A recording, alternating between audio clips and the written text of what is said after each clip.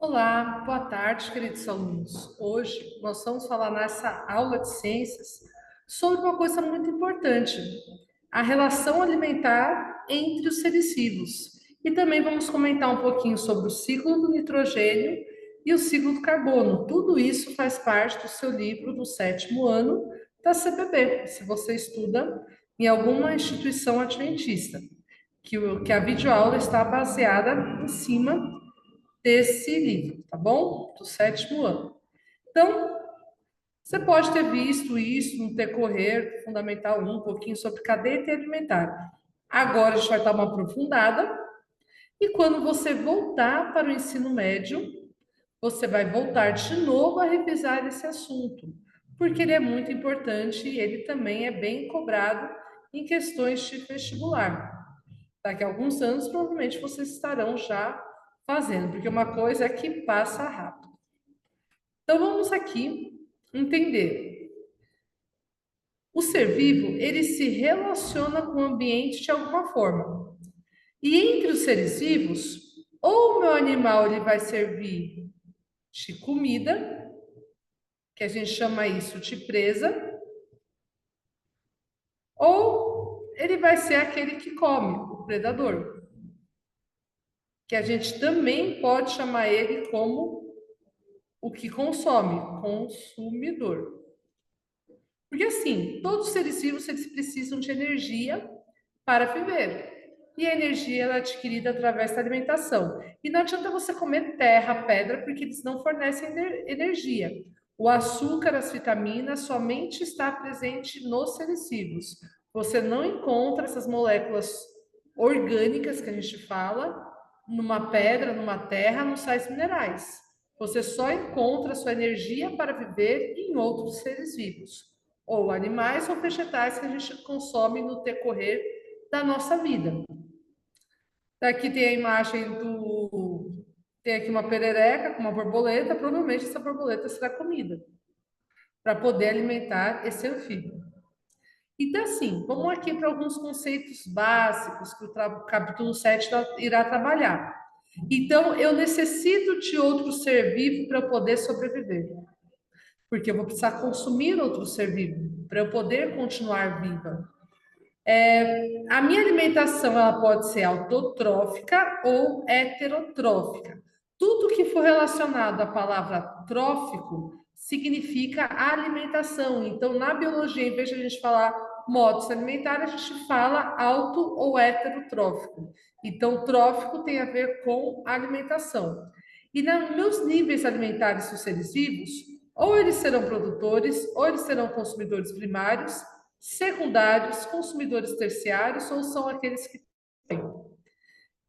Posso ter até outros níveis de consumidores, mas normalmente a gente testa até o terciário. E assim, a energia sempre sai da comida, então sai de quem foi comido e vai para quem comeu. Então ela sempre tem um sentido em direção à direita, tá? Isso é importante e essa seta ela representa o quê? O fluxo de energia. A minha energia estava nesse ser vivo e ela passou a ficar em quem se alimentou dele. Então a gente chama isso de fluxo energético ou fluxo de energia, tá bom? E a gente analisa como anda a minha energia através da cadeia ou T alimentar, que a gente vai trabalhar nos outros slides. E a gente vai comentar também um pouco do carbono e do nitrogênio. Então, vamos aqui entender a pirâmide energética. Então, primeiramente, eu tenho a luz solar. A luz solar, ela fornece energia para os autossuficientes, que são os autotróficos, que são os produtores, que vão fazer fotossíntese. Os produtores, eles não consomem outros seres vivos. Eles usam a luz solar para fazer a fotossíntese e assim gerar a sua parte energética. Isso só é possível em célula eucarionte vegetal. Célula animal não é especializada para isso. Daí, quando a minha energia, a minha planta, ela é consumida, quem consumiu ela, eu vou chamar de consumidor primário ou consumidor de primeira escala, tá? Então, assim, vai produzir energia, a energia vai ser usada e vai ser liberada, e aqui eu tenho a energia que vai ficar reservada para passar para o próximo nível. Então, todos os animais que se alimentarem dessas plantas serão chamados de consumidores primários, que eu chamo de herbívoros.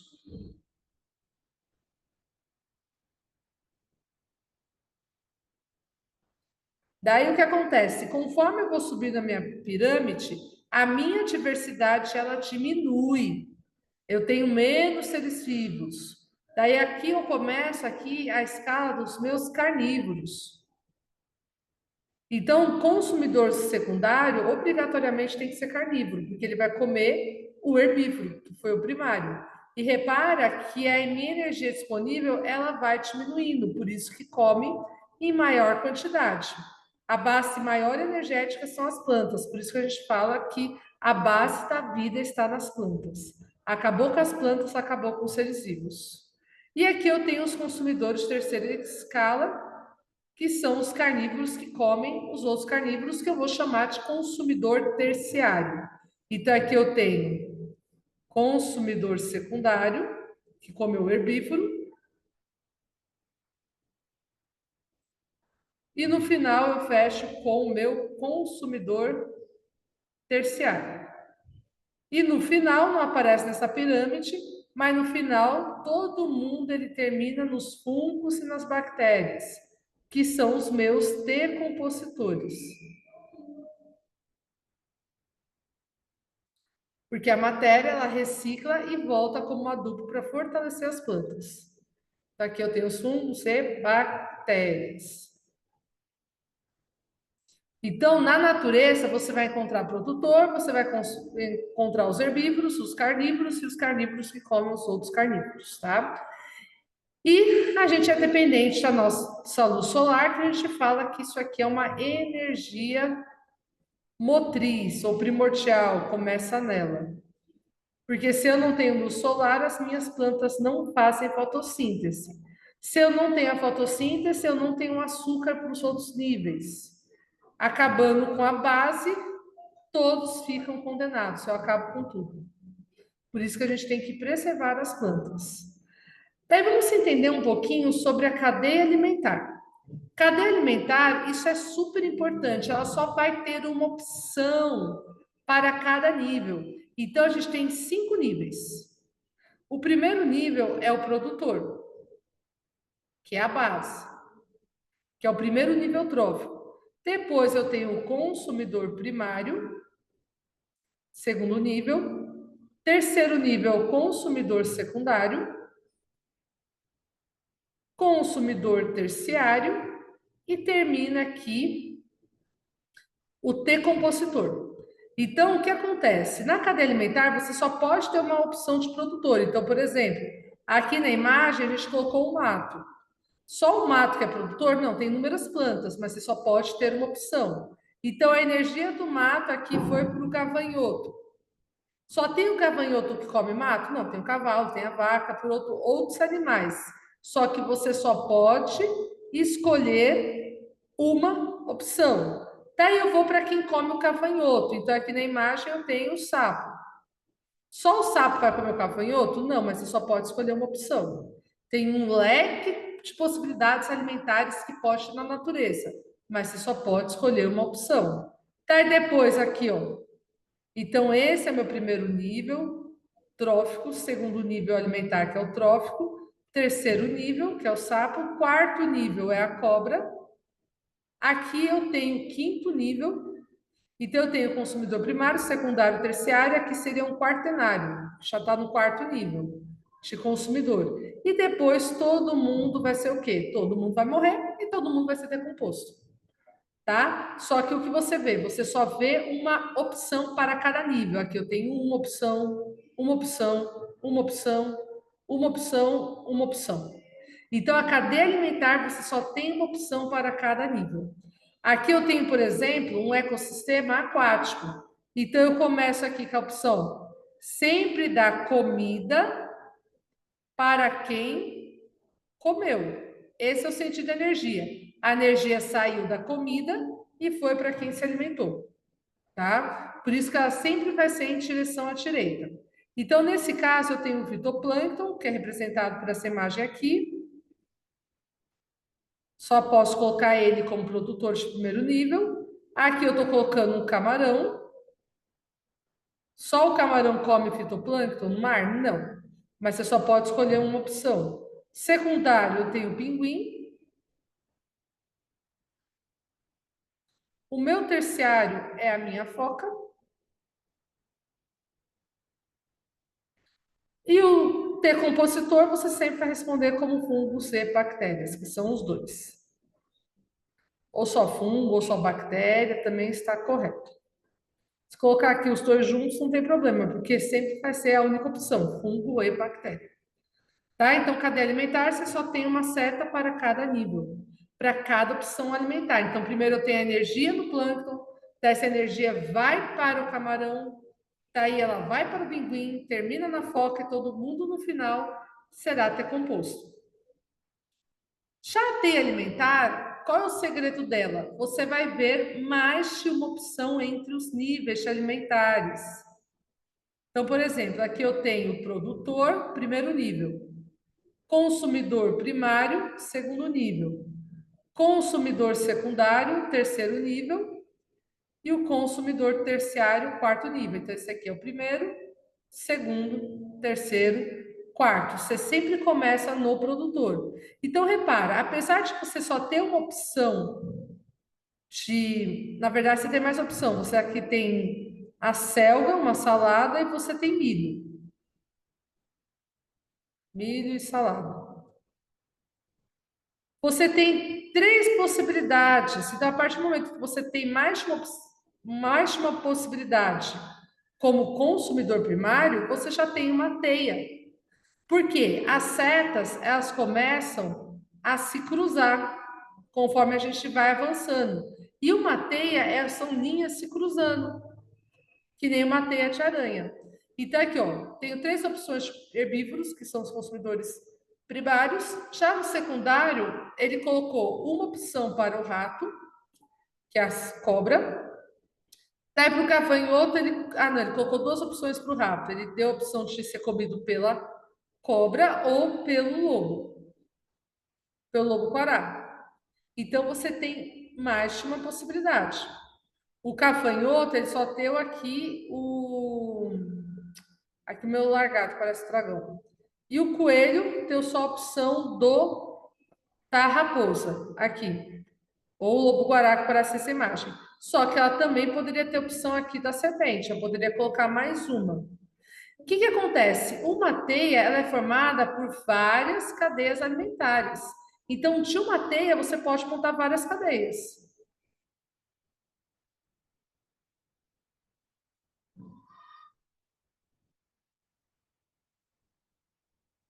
Então, se eu quisesse tirar uma cadeia dessa teia, eu colocaria primeiro o milho,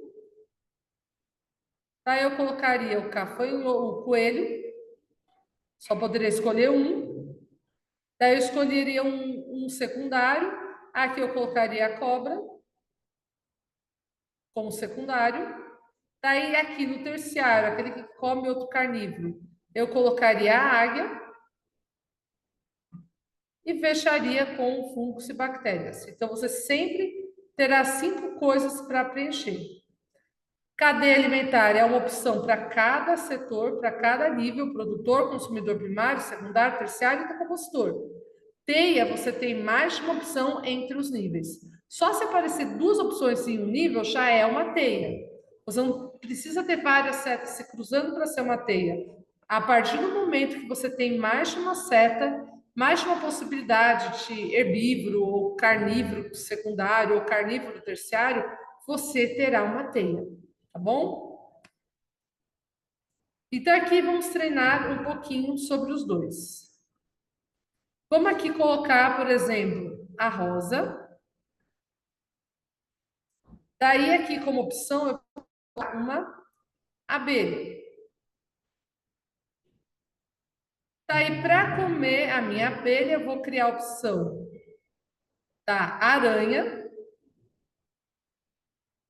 E eu vou colocar uma opção também do sapo. Então, como nesse nível, que seria o consumidor secundário, eu coloquei duas opções, eu criei uma teia alimentar. Mesmo que você tenha uma opção para os demais.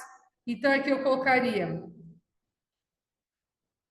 o sapo, eu colocaria aqui, deixa eu ver, um cachorro. E depois eu fechava com fungo e bactéria. Então, grave aí, você pode ter várias possibilidades, como você pode ter somente uma. Então, você pode montar aqui, ó, você tem a opção de produtor, aí você tem o consumidor primário, o consumidor secundário, o consumidor terciário e o decompositor. Se para cada um dessa coluninha você tiver somente um tipo,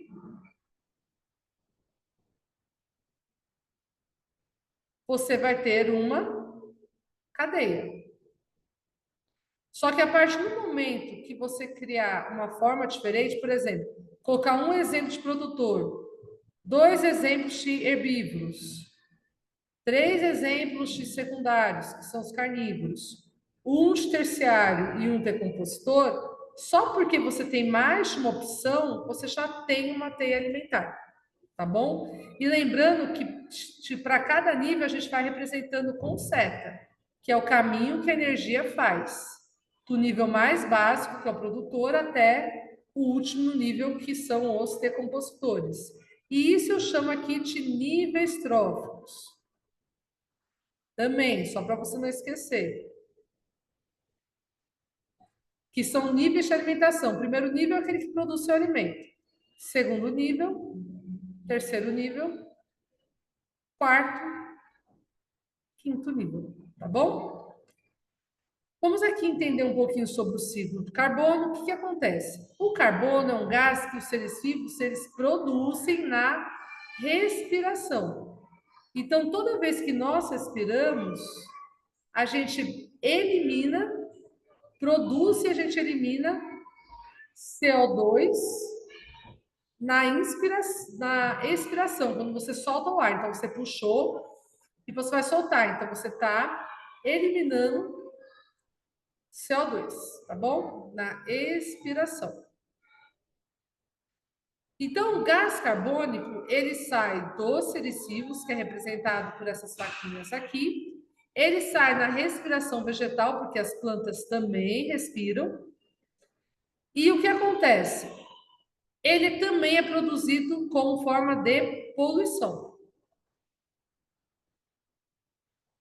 Então, para que a natureza possa filtrar o ar, que vai dar cheio de CO2, tem duas opções. A primeira opção que ele é resgatado na fotossíntese. Então, as plantas armazenam novamente ele, a fotossíntese, por isso que ela é super importante. Além da fotossíntese fornecer energia para os animais, ela ainda retira o excesso de gás carbônico da atmosfera, tá? Também tem o gás carbônico que vai ser decomposto em forma de adubo, pela ação de bactérias e fungo, tá? E o que não ficar, ficará no céu, ajudando no que a gente chama de efeito estufa. Então, na natureza, o carbono ele sobe na atmosfera, mas ele também é fixado pelas plantas novamente. Qual o problema de queimar combustível? Porque o combustível já é o carbono fixo enterrado. Então, a gente libera uma quantidade a mais de gás carbônico na atmosfera, o que vai dar um aquecimento global. Então, isso é um prejuízo. Agora, vamos entender um pouquinho, porque no livro de vocês também fala sobre o ciclo do nitrogênio. O N2, que é o gás nitrogênio, ele é o mais abundante da nossa atmosfera. 70% da nossa atmosfera é composta por N2, gás nitrogênio. A gente não usa ele para respirar. Só que o nitrogênio, ele forma as proteínas que todos os seres vivos têm dentro da sua estrutura. Por isso que ele é tão importante. Então, assim, como é que faz para o nitrogênio que está no ar ir para os seres vivos? É pela fotossíntese? Não, não vai ser pela fotossíntese. O que acontece? Quando chove, os raios, tudo, eles quebram o nitrogênio, jogam o nitrogênio para baixo, e eu vou ter ação de bactérias nitrificantes, bactérias que fixam o nitrogênio no solo. Essas bactérias vão produzir o gás de amônia. O gás de amônia será usado para fazer, por exemplo, decomposição, ou então será assimilado pelas plantas em forma de adubo, tá? Assimilado pelos animais, vai encher a planta. E eu também tenho a ação de bactérias que tiram o nitrogênio do solo e volta para a atmosfera. Então é só você entender que ele entra, vira amônia. Então eu tenho bactérias nitrificantes que formam nitrato. O nitrato ele é adubo que vai fortalecer as plantas que os animais vão comer, aquele nitrogênio dentro. E o que não for assimilado será devolvido para o solo através das bactérias que tiram o nitrogênio do solo e voltam para a atmosfera. E essas bactérias serão chamadas de bactérias desnitrificantes. Então, com essa videoaula, você pode aprender um pouquinho sobre a cadeia alimentar, uma opção sobre D alimentar, quando tem mais de uma opção no nível alimentar. Você aprendeu que tem 5 níveis alimentares. O primeiro é quem produz o alimento, que são os produtores. O segundo nível, que a gente chama de nível trófico, não se assuste com a palavra trófico. Trófico é alimentação. O segundo nível são os consumidores primários, que são os herbívoros. Terceiro nível é aquele animal que come o herbívoro, que eu chamo de consumidor secundário. Quarto nível é aquele carnívoro que comeu outro carnívoro, tá? Que é o consumidor terciário. E o último nível alimentar são os decompositores, porque no final todos morreremos e seremos decompostos pelos fungos e bactérias reciclando a nossa matéria. E ainda bem, porque se não tivesse fungos e bactérias para fazer esse processo, andaríamos em meio de cadáveres, o que não é uma coisa interessante pelo número de pessoas que já existiu. Daí seria um grande problema humanitário. Bom? Então, com isso, terminamos essa videoaula. Espero que isso possa ter te ajudado para estudar para a sua prova, tá bom? Um grande beijo e nos vemos na próxima.